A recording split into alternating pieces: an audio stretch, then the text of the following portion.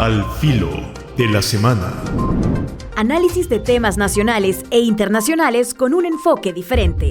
José María Tojeira, al filo de la semana. De nuevo estamos en Al filo de la semana. Tengan una buena tarde, un buen fin de semana. Vamos a enumerar una serie de cosas. Hoy hay bastantes. A ver si vamos rapidito.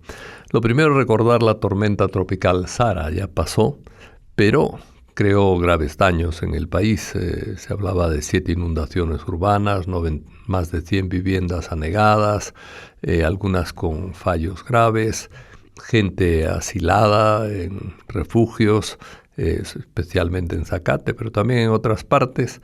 En fin, la respuesta puede ser buena, pero lo que hay que tener en cuenta siempre es que hay que aminorar la cantidad de víctimas. Y eso pasa por planificación de vivienda, que no haya viviendas en laderas, a orillas de los ríos, en barrios hacinados con malos desagües, etcétera, ¿verdad? Es decir, hay que ir haciendo inventario de los lugares peligrosos y trasladando a la gente y poniéndola en lugares mejores con la misma o mejores comodidades. No se trata de desalojar gente para tirarla en un lugar sin medios y sin recursos, pero sí hay que empezar un trabajo de prevención de largo plazo, no solo esperar a que haya inundaciones y tener centros de acopio y centros de alojamiento, etcétera. Eso es importante tenerlo, evidentemente, pero más importante es revisar los lugares peligrosos para inundaciones que vendrán y seguirán viniendo y tratar de corregir el lugar de vivienda, si se puede, dejando a la gente en el mismo lugar, y si no, haciendo algún tipo de traslado a lugares mejores, evidentemente. La persona por encima de todo, no los negocios por encima de todo, ¿verdad? Dentro de esta tormenta se ha perdido también cultivos fundamentales para la alimentación, especialmente frijoles y maíz, los dos elementos clave de la alimentación popular. Esperemos que los precios no suban demasiado y no quede dañada nuestra población con más hambre. Hay bastante gente en riesgo de hambre en el país, especialmente niños. Sería un atraso, ¿verdad? Es decir, el que tengamos de nuevo una etapa larga por los precios hasta nuevas cosechas de hambre y de sufrimiento de la gente a la hora de comprar granos básicos, ¿verdad? Pasando a otro punto, se sigue hablando del desfalco en la cooperativa COSABI y incluso los damnificados han solicitado la mediación y el aporte del FBI, ¿verdad? Es un síntoma de desconfianza ante todo ese tipo de traba para la información, para reservas de información, etcétera. Cuanto más se reserva la información, más se produce desconfianza en la gente, ¿verdad? Es algo parecido a lo que pasaba en tiempo de la guerra, es decir, que teníamos que pedir apoyo a policías extranjeras cuando mataron a los jesuitas, ahora que estamos terminando el aniversario de 35 años después. Y cuando mataron a los jesuitas, pedimos ayuda no a Interpol, a Scotland Yard de Inglaterra y también a la policía española para que investigaran también alternativamente y en colaboración con la policía para dar una información más exacta, porque no nos fiábamos de la policía o sobre todo de la Comisión Investigadora de Hechos Delictivos, cuyo director de aquel momento está llevado a juicio ahora por encubrimiento. De manera que no tenemos que repetir esos errores, ¿verdad? Deberíamos realmente trabajar de tal manera que rindamos información adecuada a las personas. En el caso COSABI no se está dando información adecuada a los damnificados. Número 3 de los informes o los comentarios breves que queremos hacer. El tema de la preocupación por los migrantes, los insultos y las promesas de deportación masiva de Trump han creado una grave preocupación dentro del país y dentro de la gente también, es decir, de muchos de nuestros migrantes y la familia de los migrantes que están aquí en El Salvador. Todo este discurso que nos echan de la vuelta triunfante de migrantes con grandes inversiones, eso es pequeño, ¿verdad? Una cosa es la propaganda que hace grande lo pequeño y otra cosa es la realidad. Lo grande es la cantidad de hermanos nuestros sin papeles o con solamente el papelito ese provisional que le dan y que hay que renovar casi todos los años, que con Trump hay peligro de que no se renueve, que empiecen deportaciones más masivas. Ese es el problema. Ojalá se resuelvan las cosas. A veces no sabe uno si aciertan en los aliados que buscan. Hace poco el vicepresidente y el presidente de la Asamblea fueron a visitar a un congresista norteamericano, Matt Gaetz, muy partidario de Trump, que está en el caucus sobre un grupito que trata de apoyar a El Salvador, y fueron allí, echaron grandes alabanzas al sistema de gobierno salvadoreño, y al día siguiente prácticamente este señor que estaba designado, Matt Gaetz, para fiscal general de los Estados Unidos, tuvo que renunciar por una serie de costumbres misóginas, es decir, de desprecio de las mujeres, burla de las mujeres y alguna acusación de violación de menores, ¿verdad? De haber tenido relación sexual con menores. En fin, a la hora de elegir los aliados en Estados Unidos hay que tener un poquito más de vista, ¿verdad? Si queremos frenar la migración, a lo mejor no son los íntimos amigos de Trump los que van a resolver los problemas, sino también otra gente seria que tiene palabra y a veces se opone o con frecuencia se opone a este tipo de deportaciones, ¿verdad? Masivas, ¿verdad? El Ministerio de Obras Públicas está empezando un nuevo sistema de comunicación urbana. Ha recibido $150,000 para hacer proyectos. Ojalá los haga bien, ¿verdad? Es decir, la movilidad urbana en la ciudad es desastrosa, ¿verdad? Es decir, hay atascos de 5 kilómetros en hora y media, ¿verdad? Es decir, eso no es algo viable ni para la economía ni para nada en el país, ¿verdad? También en el sistema judicial, importante tenerlo en cuenta, la mala praxis médica es uno de los delitos que hay que revisar y juzgar, y ahí el Colegio Médico debería tener también apoyo para que la justicia funcione rápido. Ahí ha salido a la luz el caso de una señora, Gladys del Cid, que lleva más de 7 años esperando sentencia.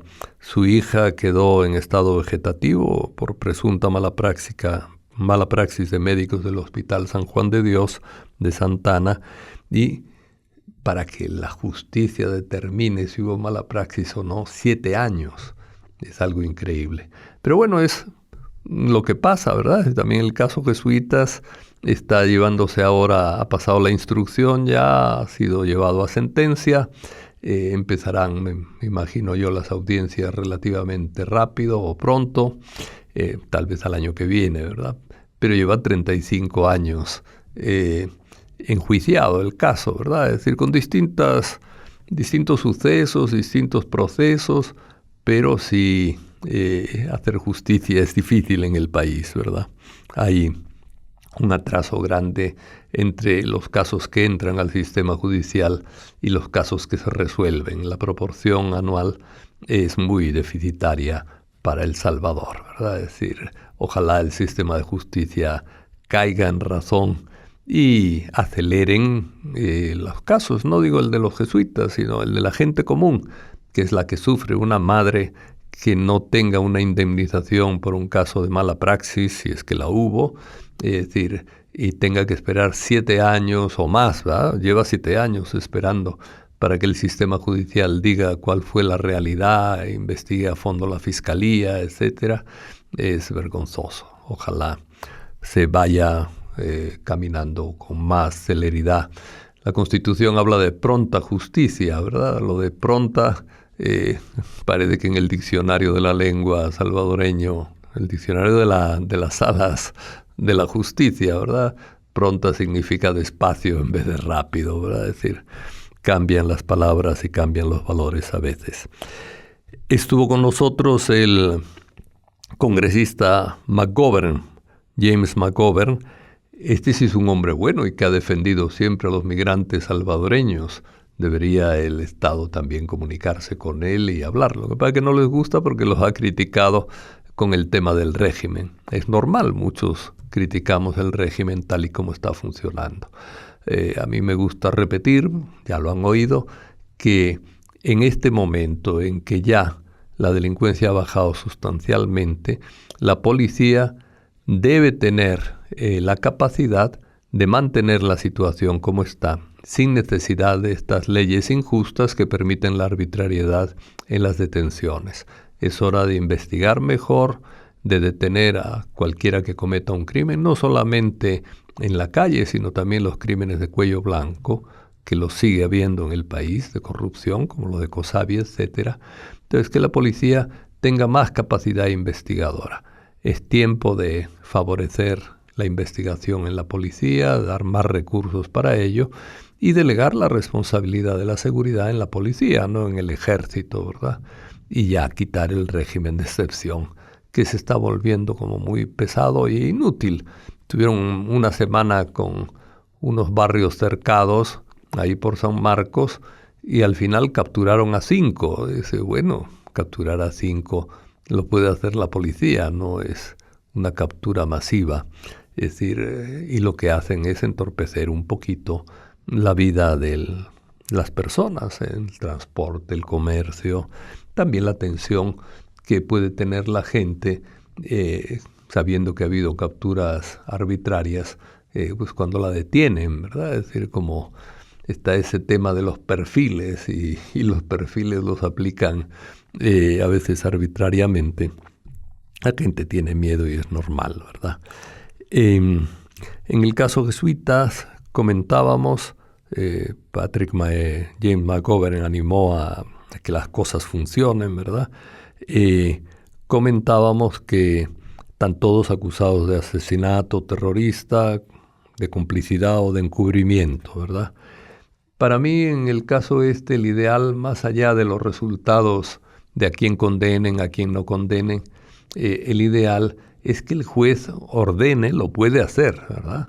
Y ahí sería poner a prueba también la calidad y la capacidad del sistema judicial salvadoreño.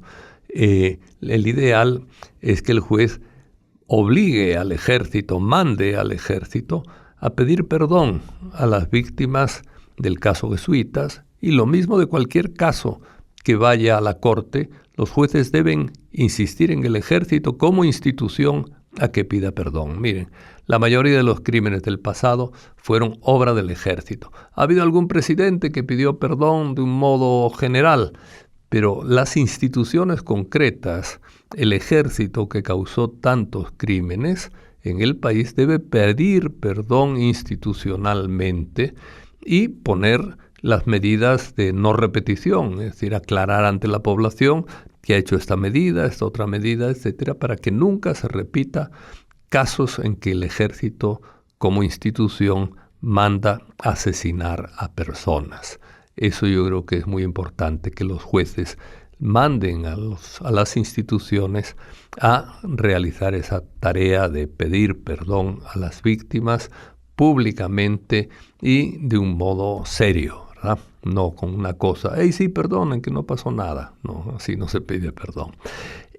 También habría que pedirle al sistema judicial, que nunca se ha pronunciado sobre estos casos, que pida perdón por su inutilidad en el enjuiciamiento de casos de la guerra y la lentitud que tiene todavía. Debían hacer un análisis de conciencia y decir claramente que funcionan mal, que están arrepentidos y que van a poner los medios para funcionar mejor. Y ciertamente como institución en el tiempo de la guerra cometieron unas grandes injusticias, dejando en la impunidad una enorme cantidad de crímenes, ¿verdad? Bien, Vamos terminando ya. El Salvador, Guatemala y Honduras realizaron un intercambio de experiencias y conocimientos en la defensa del medio ambiente. Ojalá caminemos en este tema, ¿verdad? El agua, los bosques, el aire son 3 problemas graves a nivel de medio ambiente que se van a ir agravando sistemáticamente en la medida en que avance el calentamiento global. No se ha podido frenar todavía el calentamiento global, va a seguir la dinámica de calentamiento y con la dinámica de calentamiento los desastres naturales. Esos 3 puntos, agua, bosques y aire, hay que cuidarlos y hay que tratar de mejorarlos. Agua para todos, de calidad, bosques más abundantes, somos el país más desertizado de América Central, y el aire, estamos en San Salvador en particular, con un aire muy contaminado. Guatemala y El Salvador son los países con mayor contaminación en las capitales. Entonces, enfrentar estos problemas es indispensable. Lo del aire no nos damos cuenta, pero las partículas, micropartículas que existen flotando en el aire son fuente de cáncer, son fuente de neumonías o debilitación de los pulmones para resistir las neumonías. Y recuerden que la neumonía es la principal causa de mortalidad en los niños y en los ancianos en el país, o lo ha sido tradicionalmente. Entonces, cuidar el aire es también importante.